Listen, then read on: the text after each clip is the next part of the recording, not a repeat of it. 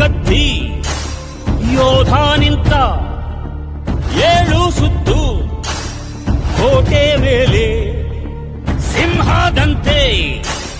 ಕಾದು ಕುಂತ ವಿಷ್ಣು ಶೈವ ಪಂಥವೆಲ್ಲ ಒಂದೇ ಎಂದ ದಾನ ಧರ್ಮ ಒಂದೇ ನನ್ನ ಜೀವವೆಂದ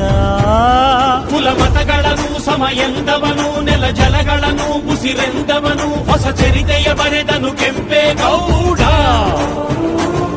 ರಣ ಕಲಿಯುವನು ರಣ ಹುಲಿಯುವನು ರಣ ಪಡೆಗಳಿಗೆ ಅಧಿಪತಿಯುವನು ಯುಗ ಧರ್ಮೋದ್ಧಾರಕ ಕೆಂಪೇಗೌಡ